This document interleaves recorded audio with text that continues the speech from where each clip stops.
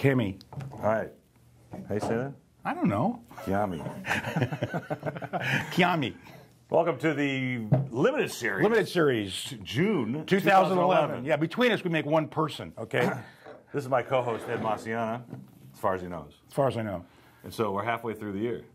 See, I said halfway through the year, so you wouldn't say something silly, like halfway through what? Can we get to the wine? Because they don't really care about this, all right? This is the Kiami Paso, our own. As a, I know, I saw that. Actually, I thought it was a little goofy, and then I went, oh, it's kind of cute, you know? Instead of Rhone. Our Rhone. It's a Rhone-style blend, Grenache, Mourvedre, Syrah, yada, yada, which is what Paso is now becoming very well known for, as opposed to Cabernet and Pinot Noir and Chardonnay, which they really didn't do very well. They didn't do it well. But this, I fell in love with. It's so deep, and this is a 2006, so it's got lots of bottle age to it. Wow. You know, the beauty about aging wines like these is it integrates the different wines. I mean, there's two things that you talk about with wine. One's aroma and one's bouquet, and they are not the same thing. Aroma is the smell of the grape. Bouquet is what it develops in the bottle, also known as bottle bouquet, that is the blending of everything that went on to make that wine. And, you know, in its youth, you pick out all these different things, and they kind of blend together, and then... Did you just make that up?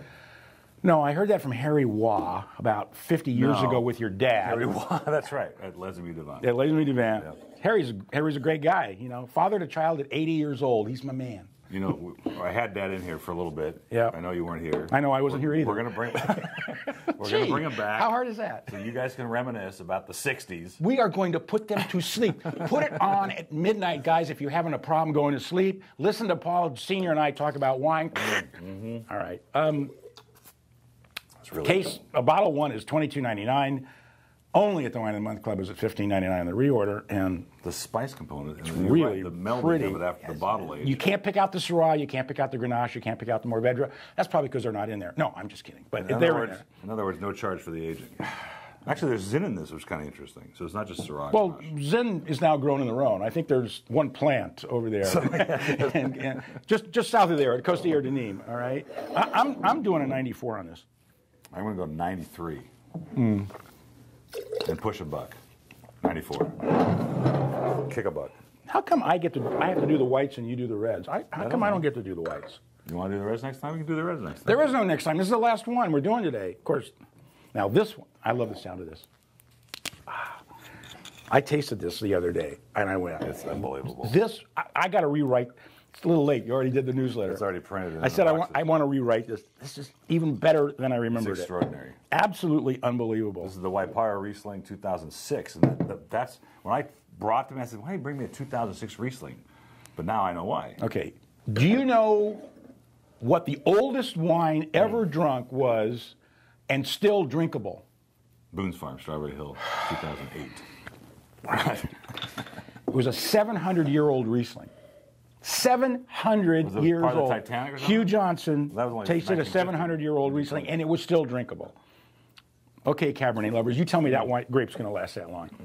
This wine is just stunning, and it's coming from New Zealand in Waipara, which is south of Marlborough, you know, which is getting really cool now. It's starting to get cold. It's got wonderful kerosene note. But then it's got this peach and stone fruit component, apricot component because of the Unreal. age.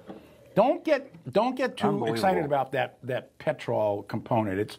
It's just a term we use, kind of like mousy, you know.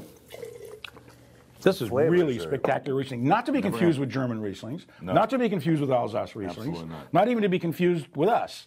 And we're confused most of the time anyway. It's more aggressive than those, actually. Beautiful wine. Absolutely. I'm giving this a 96. I'm going to go 96 too, actually. You stopped doing it first because then I don't get a chance to either match you. Then I look like an idiot because I got to match you. If I go below you, that's not good. So I'm going to give it a 96. Okay, fine. And the next wine, I really enjoyed writing about this wine because this is, just go ahead and pull it out anytime you like. One of the first brands I ever tasted when I started working with my dad was the Tartani brand. Well, I think their first vintage was like 69. Okay, well, this is like 89. Yeah, well, and this is a huge wine, by the way. This is classic their style. Big glasses giant. for it. Look at the color. I know. You can't even see your hand.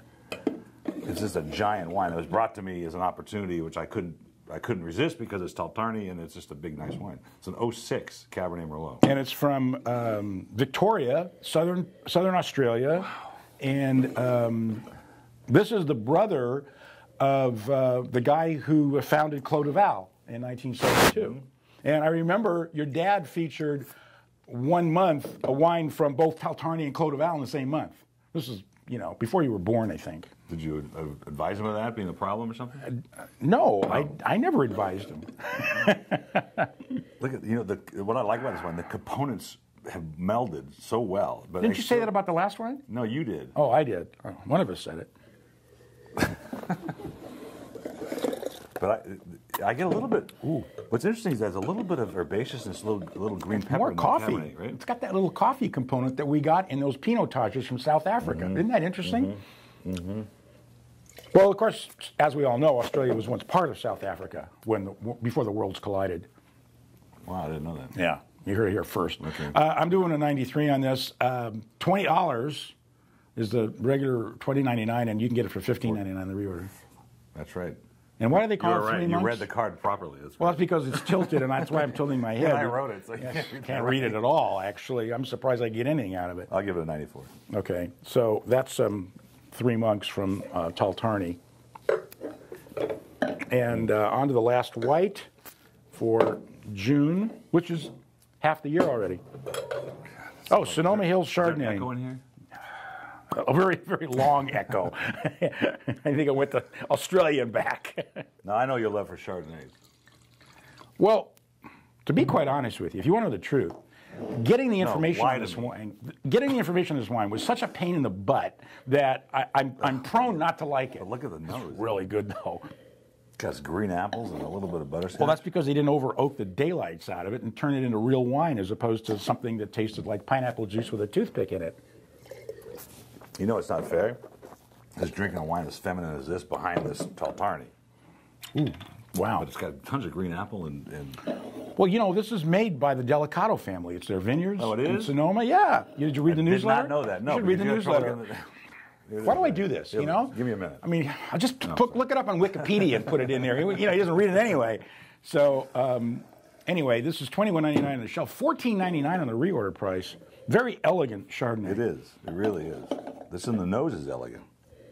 It's got some interesting little fruit components in there, too. I'm not sure what they are, but I like them. You know, like guava, something a little more exotic. You know, I'll buy that. You know. How about this one? Yellow mango. Have you had a yellow mango? Well, aren't they all kind of yellow? No, the one you buy at the market is red. Well, no, the inside's yellow, though. No, they call them, yeah, but they call those red with the red. There's a smaller one that has less fiber. That's in this. Ha, so you heard it here first. He doesn't know. All right. For a Chardonnay, and this is big for me, I'm giving it a 93. I'll give it a 94. All right, 93. I don't care what you give it. This is June 2011 Limited series. Cheers. Between the two of us, we make one brain. Right.